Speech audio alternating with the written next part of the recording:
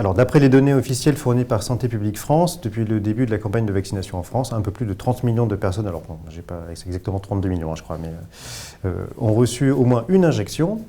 Donc, ça fait 45% de la population totale, 58% de la population majeure, et quelques 14 millions de Français ont même reçu 2 injections. Au total, pas moins de 16 millions de nos concitoyens ont donc un schéma vaccinal complet.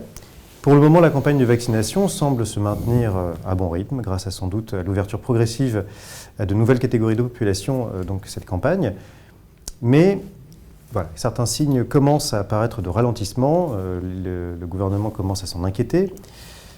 Alors la question c'est, est-ce que la France est toujours à la traîne en termes de nombre de vaccinations, de vaccinés ?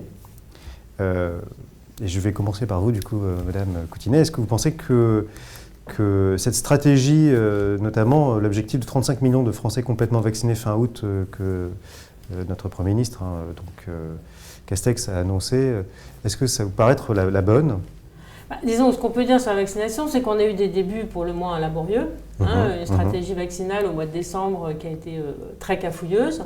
Ensuite, il y a eu un problème de doses, on a manqué de doses. Donc aujourd'hui, on est revenu sur la stratégie initiale, mais on a mis des centres de vaccination qui fonctionnent. Il n'y a plus de problème d'approvisionnement. Donc effectivement, maintenant, la vaccination est sur un rythme de croisière assez efficace et ça dépend de la volonté des populations à se faire vacciner. Et on a vu aussi que les réticences de certaines personnes au début, au fur et à mesure que des gens sont vaccinés et que tout se passe bien, il y a quand même beaucoup de gens qui sont beaucoup moins réticents qu'ils ne pouvaient l'être au début. Alors en revanche, on est un peu au milieu finalement en termes de rythme, on est bien moins avancé que le Royaume-Uni par exemple, bien moins aussi que les États-Unis, finalement derrière aussi l'Allemagne. Donc on est dans une espèce de moyenne, assez proche de ce qu'il peut y avoir en Italie, je crois qu'on est juste devant l'Italie. On est sur un rythme moyen, c'est normal, maintenant les choses sont en place, les vaccins sont là, et les cafouillages du début ont été corrigés. Mais quand on se rappelle de la façon dont l'Allemagne a mis en place au départ la vaccination, c'est-à-dire avec le renfort de l'armée pour résoudre des problèmes logistiques, etc., on voit on a quand même un peu été, le gouvernement a un peu mal démarré, bien qu'aujourd'hui les choses me semblent rouler, si je puis dire. Monsieur Bizard, vous pensez aussi que du coup la stratégie de vaccination, là pour le moment, c'est la bonne, on est bien parti. Est-ce que les 35 millions de Français complètement vaccinés fin août, c'est un bon objectif en fait ? Et aussi, est-ce que c'est atteignable ? Alors, globalement, on est dans la moyenne de l'Union européenne. Alors, est-ce qu'on se satisfait d'être dans la moyenne ou est-ce qu'on considère que la France pourrait... Non, mais c'est ça aussi, comment on veut se mentionner. Parce que, après, on peut toujours... il y a beaucoup de choses qu'on peut critiquer, mais globalement, ce qui m'intéresse plutôt, c'est de tirer un petit peu les leçons pour voir ce qu'on peut faire, parce que c'est pas fini. Il y a probablement une autre campagne de vaccination qui vient. Moi, je pense que on a eu un fonctionnement beaucoup trop centralisé, avec un État qui pensait qu'il pouvait véritablement gérer de A à Z toute cette campagne de vaccination jusqu'à la mise en place des centres de vaccination.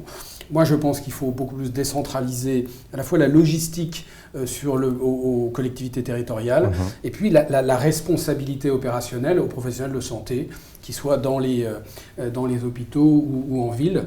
Moi, je pense que ce schéma-là, et on l'a vu, l'Allemagne, qui a, toutes choses étant égales par ailleurs, vacciné 4 millions de plus de gens. Ils sont à 32% avec 2 doses, nous on est à 25%, parce qu'ils ont des cabinets médicaux qui sont un peu plus importants que les nôtres en termes de taille, mais ils ont vraiment beaucoup plus vacciné dans ces cabinets médicaux. Ils avaient démarré dans des gros centres de vaccination, et puis ils sont ensuite passés, et moi je pense que c'est la bonne stratégie, parce qu'il faut voir qu'on a fait le plus facile aujourd'hui, c'est-à-dire qu'on a fait la part de la population qui est très favorable au vaccin. Plus on va vers des gens qui sont réticents, voire opposés.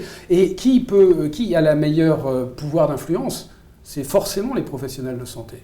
Donc ces gens n'iront pas, à mon avis, dans les centres de vaccination. Donc je ne serais pas surpris qu'on voit les centres de vaccination fermés peu à peu par manque de demande.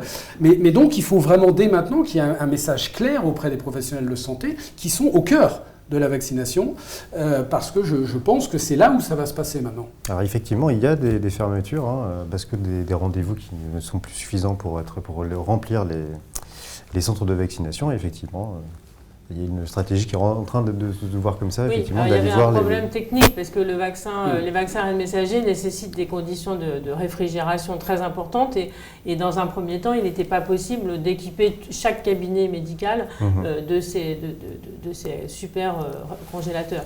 Alors visiblement, les choses s'améliorent. Moderna maintenant va être disponible en pharmacie. Donc effectivement, on va se rapprocher des populations et effectivement, pour les populations qui sont encore un peu réticentes, c'est sans doute le médecin traitant ou le pharmacien, quand il connaît bien ses patients, voilà, qui sera la bonne échelle. Mais au début, c'est vrai qu'il n'y avait que le vaccin AstraZeneca qui pouvait être administré dans les cabinets médicaux. J'ai quand même envie j'insiste un peu, parce que je vais te poser la question, mais je n'ai pas entendu de réponse, c'est de savoir si l'objectif qu'on s'est fixé est le bon, en fait. Enfin, ou du moins, est-ce qu'il vous paraît là, cohérent il paraît atteignable maintenant. Hein, mais encore une fois, on a ouvert aux plus jeunes. Les plus jeunes qui vont y aller, c'est les plus jeunes pour lesquels les familles sont favorables. Et donc, on est toujours sur, effectivement, les populations qui sont favorables à la vaccination. Donc 35 millions, c'est un chiffre qui a été donné comme ça. Moi, je ne pense pas que ce soit forcément le chiffre le plus important dans l'absolu. Ce qui est important, c'est d'avoir un taux de vaccination suffisant pour qu'il y ait une couverture, une espèce d'immunité collective. Et là, on n'y est pas du tout. Et en plus, effectivement... Vous pouvez juste nous rappeler, c'est 60% C'est 70 même, c'est 70%. Et avec 35 millions, on ne sera pas vraiment... Ah non, on n'y est pas. Donc voilà, c'est pourquoi 35, pourquoi pas 40 Et puis en plus, comme ça a été dit, maintenant tout le monde s'accorde à dire qu'il y aura nécessité d'une troisième dose, sans doute à partir de la rentrée pour les gens qui ont été vaccinés au mois de décembre. Donc on va... Voilà, ça va être... finalement, ça va revenir, parce qu'il va falloir revacciner. Donc, pourquoi pas 35 millions? Je n'ai pas un avis très tranché sur les 35 millions. Enfin, je ne pense pas qu'on atteindra, je crois de mémoire que c'était 30 millions mi-juillet, ce qui avait été fixé par le gouvernement. 35 millions, c'est pour la fin août. Pour la fin août. Si on regarde aujourd'hui, on doit être, pas les derniers chiffres, mais juste, à mon avis, en dessous de 400 000 par jour. Ouais. Et on a 17 millions de gens qui ont eu les 2 doses. Donc l'objectif de 30 millions complètement vaccinés est inatteignable pour la mi-juillet. Donc la tendance est plutôt mauvaise. C'est-à-dire que, alors c'est pas une critique par rapport à la stratégie, c'est que forcément le timing fait qu'aujourd'hui c'est difficile de mobiliser les choses. Mais je pense qu'il faut vraiment réfléchir à parce que c'est une course contre la montre, notamment avec le variant Delta, 60% plus contaminant que le variant anglais, qui était déjà lui-même plus contaminant que la souche d'origine.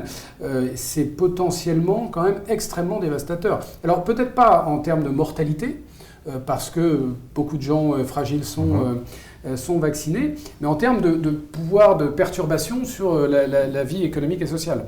Et ça aussi, évidemment, ça a son poids, parce que les coûts cachés, je ne sais pas si on va en parler après, mais les coûts cachés de la crise sont absolument colossales. On va atteindre probablement 10 millions de pauvres, on va avoir 7% de plus de cancers, c'est-à-dire 130 000 cancers d'après Santé publique France dans les 5 ans qui viennent.